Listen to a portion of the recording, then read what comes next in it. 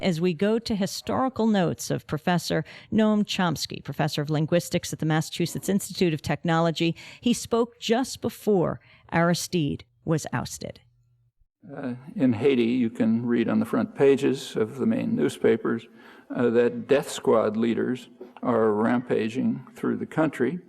The death squad leaders, apart from a hideous record in earlier years, were responsible for maybe 4,000 to 5,000 deaths during the period of the military junta from 1990 to 94, 91 to 94. The military junta, though it's that much is reported. They were leaders of the military junta, which killed maybe 4,000 or 5,000 people. The death squads did, the paramilitaries. What's not mentioned is that the military junta was supported by the Bush and the Clinton administrations. In fact, just to quickly go over the background, there's a long, ugly, horrifying history going back 2 centuries, but just starting in 1990, Haiti did have its first free election in 1990. The U.S. had a candidate, World Bank official, Marc, Bazin, who had assumed would obviously win. He had all the money and everything else.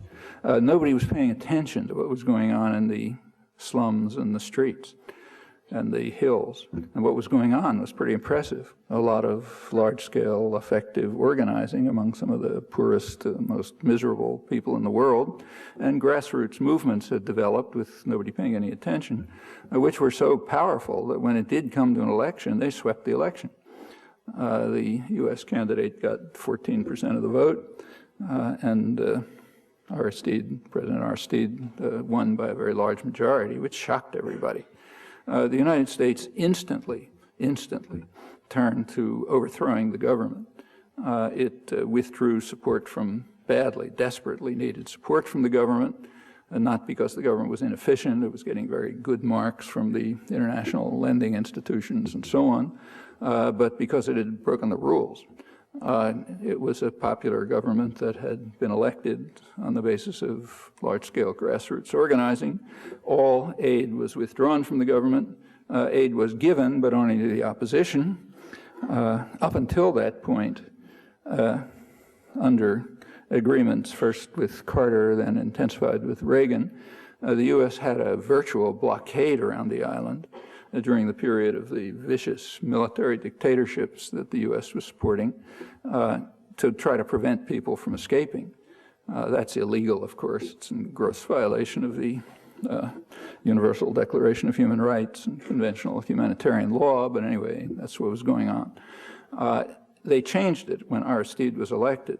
For the first time, Haitians were allowed to come to the United States and accept political asylum, not when they were being tortured by Duvalier's thugs. It didn't matter too much because very few people were trying to get out. In fact, during that moment of hope, people for the first time were trying to get in. But if anyone was trying to get out, they were for the first time allowed to be called political refugees.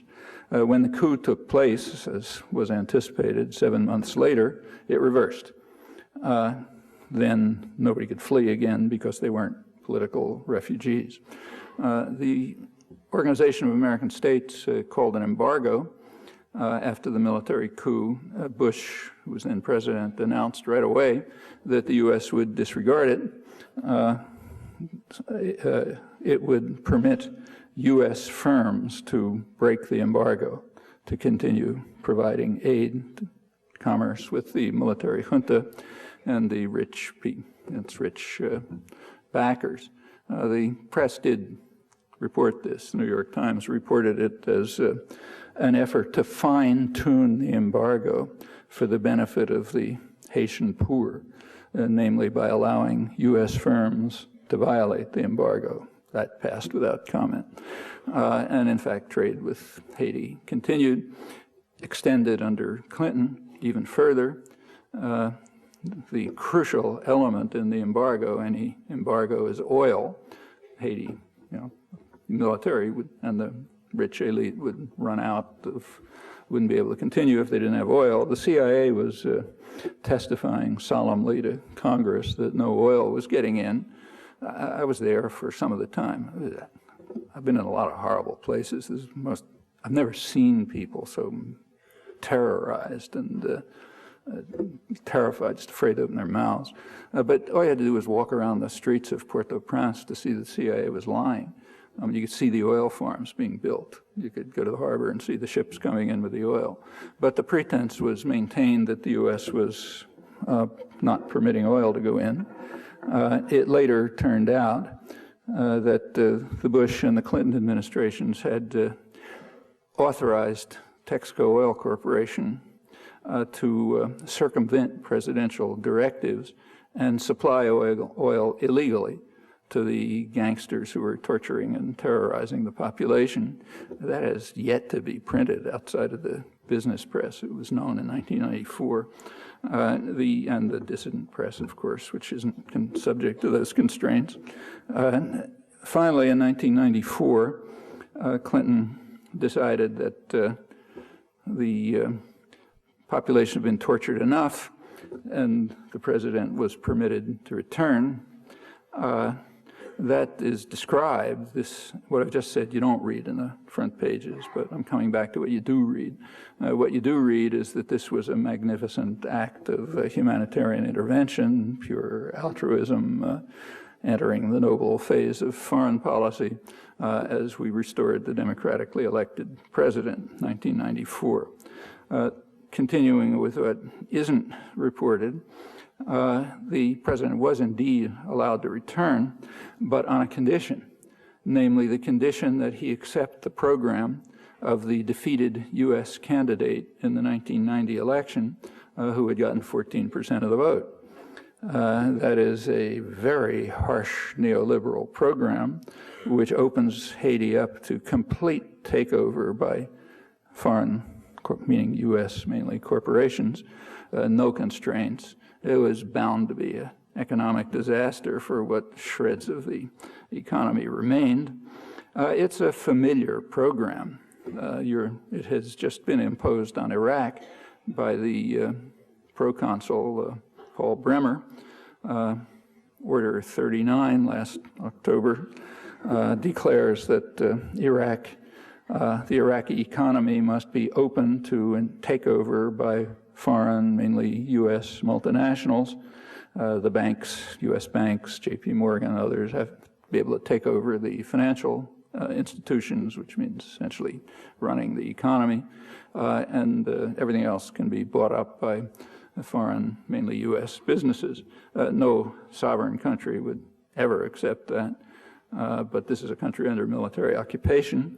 The business classes in Iraq are protesting because they know they can't withstand international competition from U.S. massively subsidized U.S. multinationals, but it doesn't matter. Bremer also imposed a 15% top tax, Bush administration delight. Again, no sovereign country would accept that. It's programs like that in the last couple of that Adam Smith was complaining about. In fact, it's programs like that, forced imposition of market principles on countries under military occupation. That's basically what's created what's today the third world. The rich countries, including the United States, have never accepted such rules. And actually, it's interesting. Adam Smith urged the U.S. colonies, this is 1776, to pursue comparative advantage, to do what they're good at. What they were good at was agricultural production, catching beavers, sending fish to England. Said concentrate on that. That's the best way to maximize efficiency.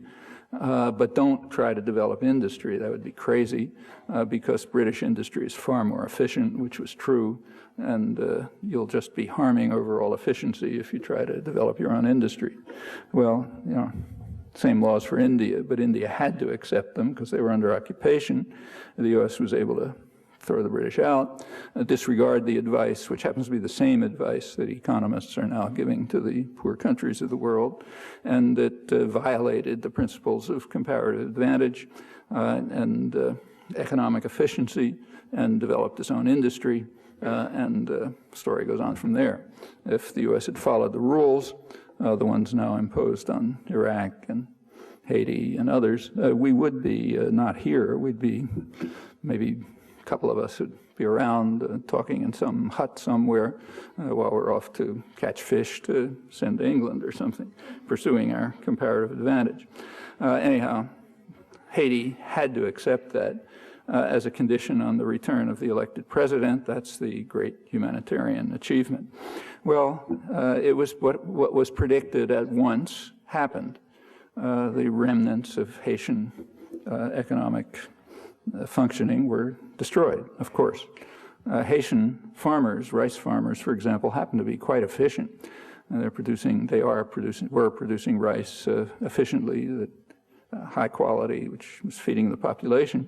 And now you'll read that Haiti can't feed itself, which is correct, because Haitian rice farmers, though efficient, could not begin to compete with U.S. agribusiness, high-tech agribusiness, which gets maybe 40% of its profits from subsidies granted to it by the Reaganites under a free market doctrine, the way it actually works. The same happened with just about whatever was left. One of the few businesses that was actually functioning in Haiti was making chicken parts. But it turns out that Americans don't like dark meat. So there's lots of extra dark meat lying around here. And companies like Tyson don't want to throw it out. They would like to force other countries to buy it at dumped prices. So they dumped dark meat on Haiti.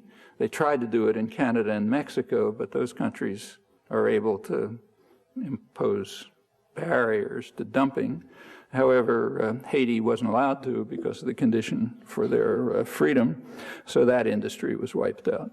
And so it goes case after case. The result is complete chaos, destruction, what you're seeing today on the front pages. Well, that's the background.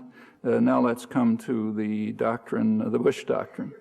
The head of the paramilitary forces that are now rampaging once again in Haiti is a gentleman named Emmanuel, who is living happily in Queens. There's no question about his responsibility. He's already been tried in absentia in Haitian courts, and there's no one really questions that he was the leader of FRAP, the terrorist forces, state terrorist forces. Haiti has made several efforts to have the United States extradite him, but they rarely even get a response. Some of these are interesting. The timing is interesting. One request was on September 30th, 2001. I was right in the middle of the furor over the fact that the Taliban are unwilling to turn over to us someone who the U.S. accuses of terrorism without providing any evidence. Big topic, therefore we're going to bomb Afghanistan. Haiti requested extradition of Emmanuel Constant. It was mentioned in sort of back pages, but obviously no response. It's not our kind of thing. Noam Chomsky talking about Haiti and the global order.